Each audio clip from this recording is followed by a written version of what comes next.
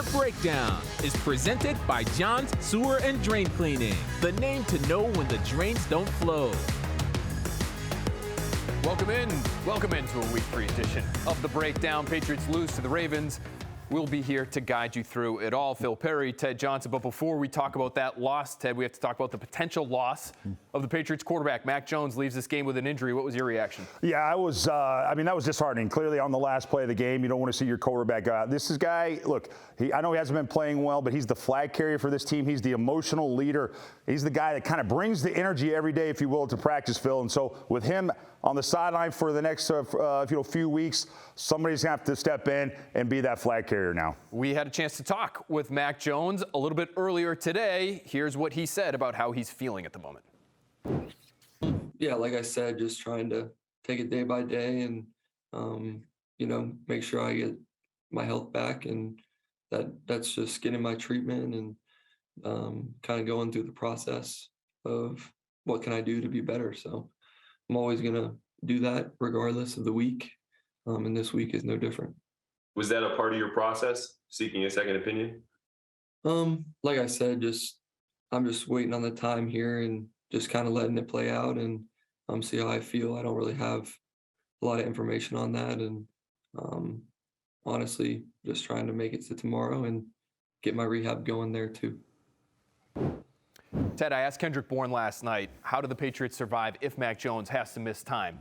He said, we just have to take faith in Brian and pray that Mac's okay. Can the Patriots, in your opinion, survive if Mac Jones has to miss some time here? I think they can. Because I think Brian Hoyer's a calming influence. I think Brian Hoyer is just he's a good leader, and I think he's going to kind of keep this ship going forward. I don't think it's the worst time in the world for maybe Mac Jones to heal up and maybe watch how this new offense maybe is supposed to be operated. I just think Brian Hoyer, with 12 years in the league, I think he'll do okay.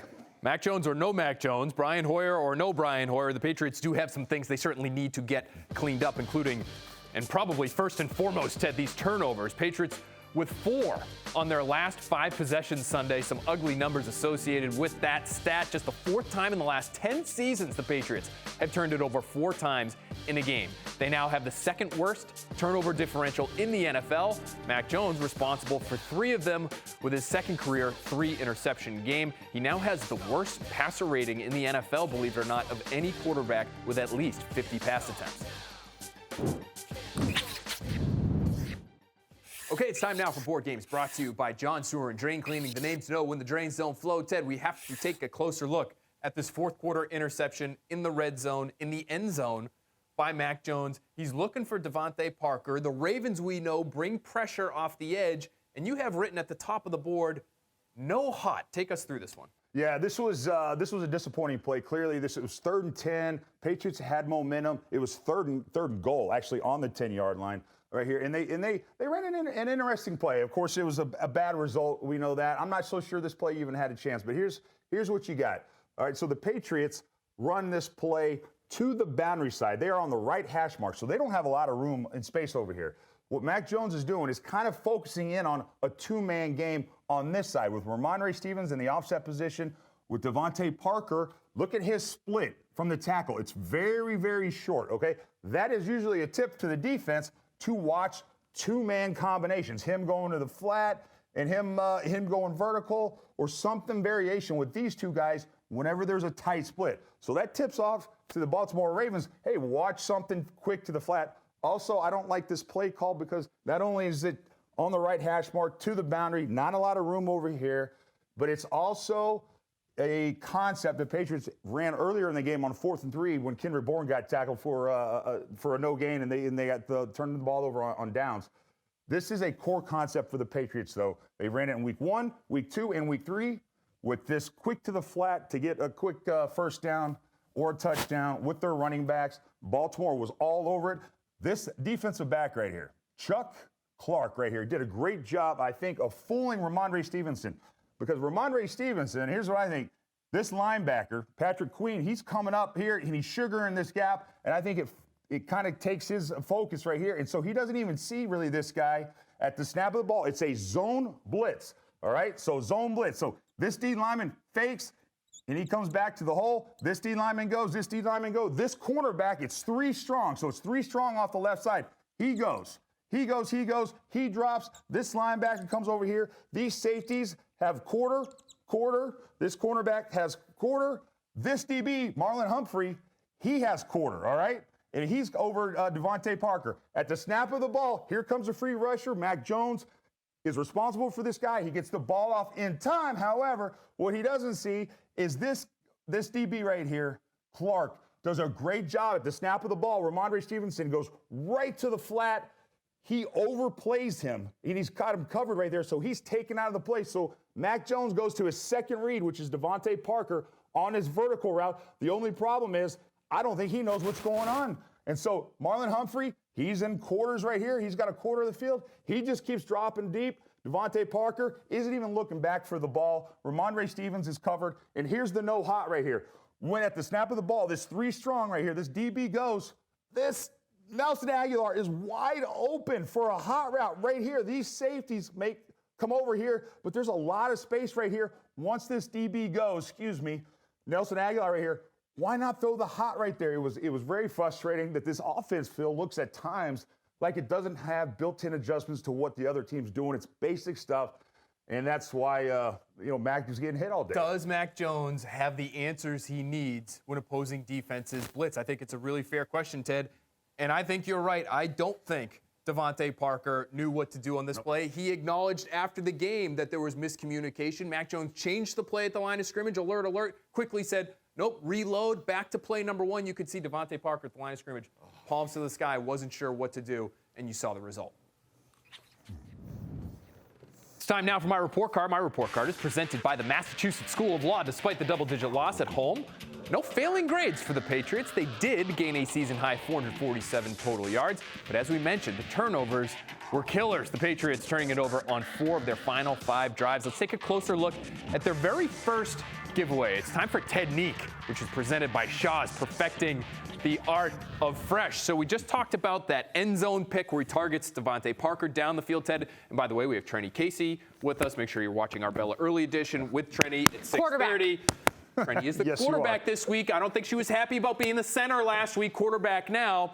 Fine, Trenni, you're the quarterback now. Let's talk about that first interception. Yep. The Patriots run a play-action pass. It looked like a wide zone fake. Ends up not working out real well for New England. Exactly. So the wide zone fake, the play action, you got to really sell it as the quarterback, but really more than anything, I want to focus the play action just on the offensive line, the Patriots offensive line. The Patriots offensive line, the play before the interception on that play action pass, they did a running play out of almost the same action, okay? They had a nice little 5-yard gain to Ramondre Stevenson, and on the next play, they try the play action, he throws an interception. What you're trying to do as an offense is to make the passes look like they're runs, and so it sucks the linebackers and the safeties up, and then you can get guys in and get hit for big gains behind them. So I'm just going to show you what a run blocking kind of wide zone run looks like from an offensive lineman standpoint. You're going to be a tackle. I'm going to be a tackle. I'm going to be a guard. And Trini's our quarterback, and she's going to carry out the handoff right here, okay? Just handing it off, So this is what it looks like when it's a run. It's a wide zone. You'll see the offensive linemen at the snap of the ball, they go wide, set height, and they go hard, wide, and fast, and it's like zone blocking horizontally down the line of scrimmage, okay? Don't want to get too far down the field, right? Right. You're going You wide. don't want to charge out because you want to make that you want to make the defense come up and suck up. So on the interception here, the offensive lineman, what it's supposed to look like on the play action is this, almost identical to what you just saw. Set height, down the line hard, but you're not going down the line. You're not going across the line of scrimmage. You're still staying here. To the defense, it looks like it's a run, but it's really a pass. This is what the Patriots offensive linemen looked like on the play that we're talking about during the interception, okay? At the snap of the ball, instead of selling it, said, hey, they stand straight up. High hat. The minute the hat goes up, the linemen stand up. It's a signal to the defense. It's a pass. They don't even bite on the play fake. The linebackers are back into coverage. Mac Jones doesn't see the linebacker. He throws it right to him for an easy interception. Patriots really hadn't run wide zone to that point in the game. They try that fake. They don't sell it real well, as you say. The linebackers don't bite, and you get a turnover. Thanks to our quarterback. Thank you, Trenni. Trenni Casey. You're going to throw that next time. Still to come, plenty more to get into with this game. Ted has a lot to say about the way the Patriots defended Lamar Jackson. We're going back to the drawing board when the breakdown returns. 6 o'clock kickoff is presented by Shaw's, perfecting the art of fresh. He changes games with a couple different plays, and some of those QB run plays at the end of the game were huge for them, changing the field, big gains. So that's the thing when you play against a team like this, an offense like this. It's like when you play the triple option in college. It's an offense that you don't see every week. So, you know, it's the play action, it's the threat of the QB run, it's the pistol formations that you don't see all the time, and then it's the tight end streaking across the middle. You have so much to look at, and that's what makes it tough. Welcome back to the breakdown. There's Devin McCourty in his Vince Wilfork jersey talking about the unique challenge that Lamar Jackson and this Baltimore Ravens offense presents. Ted, as a defender yourself, you ever have to go against the triple option? Yeah, I was asking Tom if he knew any teams back in the day that I played against in the pros that did anything like that. We couldn't come up with anything. And then I think you reminded me that I played at University of Colorado in the Big Eight. Man. When I didn't know what a forward pass was, the whole time I was there, it was all triple option stuff, Nebraska, Oklahoma, and they would hammer you. So Baltimore's offense has elements of that old Nebraska Cornhusker offense. It's so different for these teams to try to prepare for it when they do have to see them, especially you're not in the division, you don't see them all that often. Let's get to just how effective Lamar Jackson was on the ground in this game, with one of the best games of his career, really, as a rusher against the Patriots. 11 carries, 107 yards, and a touchdown on the ground. It was his 12th game of his career with at least 100 rushing yards, and his 9.7 yards per carry were the 7th best of his career in a single game. That number aided by a couple of big runs. And for more on that, we're going back to the drawing board. We're back out here for Board Games, brought to you by John Sewer and Drain Cleaning, the name to know when the drains don't flow. Ted, let's get into one of these Lamar Jackson runs here. Third quarter, 38 yards, right through the Patriots defense. It happened time and again in the second half.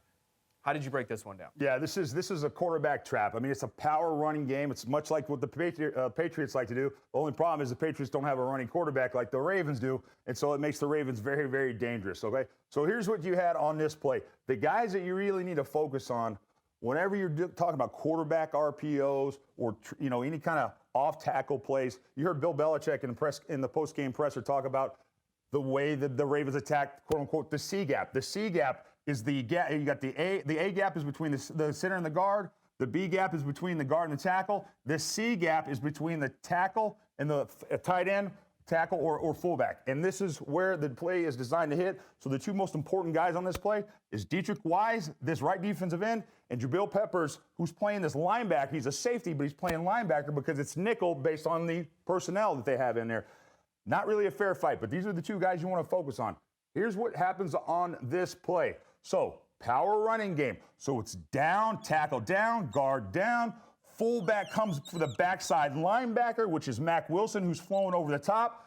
This is Juwan Bentley. He's coming up here, and he just takes off. He hits the blitz right here, so he becomes essentially a defensive lineman right there. This backside guard is Kevin Zieler, left guard, 6'4", 315 pounds. He's been in the league for 11 years, I believe. He's 315 pounds. This quarterback fakes the handoff to the running back who comes out here. That action right there, Dietrich Wise is taught, when you see the handoff to him, you go take him. So that opens up a wide lane with the block down, with him sealing here. There's a huge hole, and the only guy to meet this big left guard in this tackle with the quarterback coming through, Jabril Peppers, weighs 214 pounds versus Kevin Zieler. This guard who weighs 315 pounds, they meet right here. Poor Jabril Peppers, he's still, I think, on the turf, and that's a huge hole right there. Devin McCourty does a decent job to kind of get him out at the 5-yard line, do the best he can to kind of slow him down to get the rally of the troops. But that was a huge play, power, trap, down, kick out. And then when you have smaller linebackers, bigger safeties like a lot of the Patriots do, you're going to have mismatches like that. Offensive linemen on these smaller DBs, and it's not a fair fight. Not many offenses, if any, in the league running the quarterback trap the way the Ravens did on Sunday. Did the Patriots maybe dare Lamar Jackson to run more in the second half? Let's hear from John Harbaugh last night.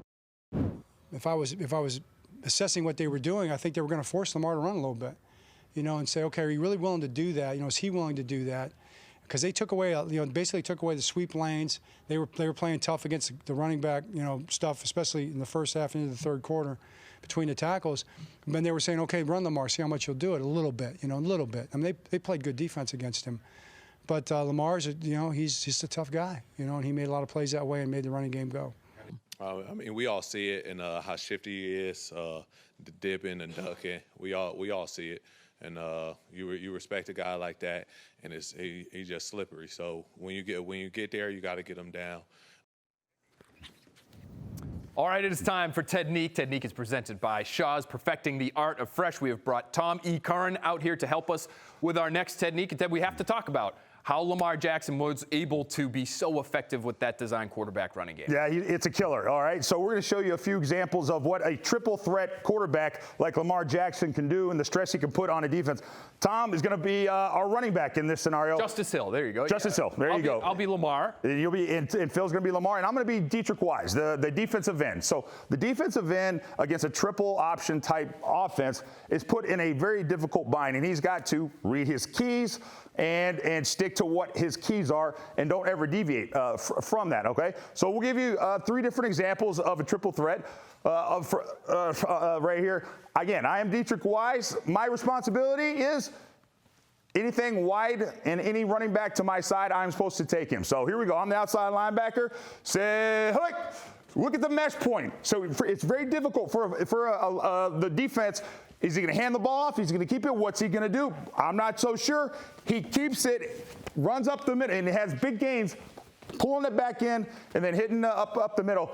Lamar Jackson did a great job of really extending that arm and really, for the longest time, holding that ball in the mesh point, holding linebackers and safeties until you know for sure exactly where the ball's going to be. So what might you do next? Depending on if we want to change our minds here. Exactly. So they kept it this time. What happens is you start playing head games with the outside linebacker. All of a sudden, the outside linebacker, the same thing comes in. He's like, you know what? The quarterback kept it this time. I'm going to go get the quarterback. Oh, wait a minute. They handed it off this time. It's like playing, it's like hide and go seek with the football. It's really very frustrating. So he kept it. He handed it off. And so the third thing on the triple option is this. As you're an outside linebacker and you want to get after the passer, but he said, hike. Oh, he fakes the handoff. Oh, but I got to deal with this guy who's blocking me, and then I got to come in. And it's really difficult for an outside linebacker, any defense, to keep up with a quarterback like that because they're always making you guess where the ball is. Is it run? Is he keeping it? Is he holding it? What's he doing? It's really confusing, and it's just hard to defend. Am I crashing down? Am I setting an edge? Am I able to rush the passer? It probably slows everybody down, whether Dietrich Wise or Matthew Judon, who we heard from there. Great stuff from Ted. Awesome work at running back from Tom. Good ball security by TC there. Tuesday at 6 o'clock, all kinds of ball security chatter, I'm sure, because it's another edition of Quick Slants. Curran will be joined by the wonderful Kay Adams. It is presented by your New England Honda dealers.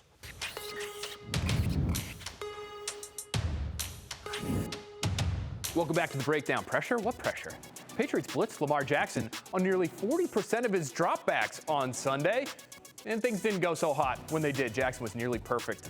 11 for 12 through the air, 127 yards, 4 touchdowns, a passer rating north of 150. When they didn't blitz, Jackson's efficiency fell off a cliff. That brings us to our Monday night spotlight. All right, Ted. This is brought to you by the Oakers Company, of course. And Ted, what is the deal with all the blitzing for Lamar Jackson? Yeah, you don't want to blitz a team that has a mobile quarterback like Lamar Jackson. Going into this game, the Ravens were the best passing attack against teams that blitz, and yet the Patriots still insisted on blitzing. The only thing I can come up with is that the Patriots like to blitz to stop the run. Sometimes they feel like they just can't line up man on man and that they got a scheme to stop the run. I think sometimes that's why they did as many blitzes to stop the run more than anything. It's a difficult choice, right? Because Lamar Jackson has been so good from clean pockets this year. Yep. Players, coaches alike will tell you he has improved as a passer, and you want to get pressure on him because some of the numbers fall when he's under duress. Right. But when you blitz, going into this game, Ted, he was first in terms of yards per attempt against the blitz, first in quarterback rating against the blitz this year. Obviously, it didn't work out all that well for the Patriots. Now, let's look on the offensive side of things because Mac Jones' air yards per attempt, it will boggle your mind. Yeah, It's presented by your New England Ford dealers and Ford trucks, built Ford tough. Tough to top how much Mac Jones was airing it out on Sunday. His 12.1 yards per attempt was the second highest in the NFL this week. That's air yards. That's how far the football is traveling down the field. 50% higher than his season average as a rookie, Ted. I asked Mac Jones about the emphasis that's being placed on throwing the deep ball this year, because it does certainly seem like an emphasis. He's fourth in the NFL through 3 games in terms of average air yards.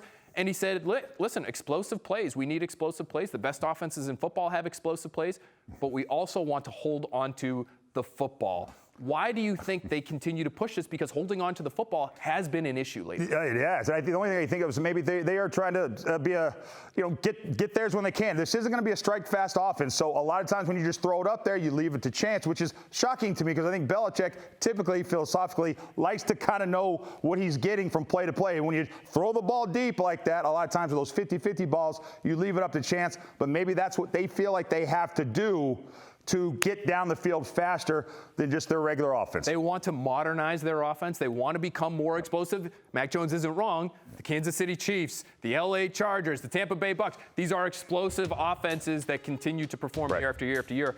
That's who they want to be. Great stuff from Ted Johnson.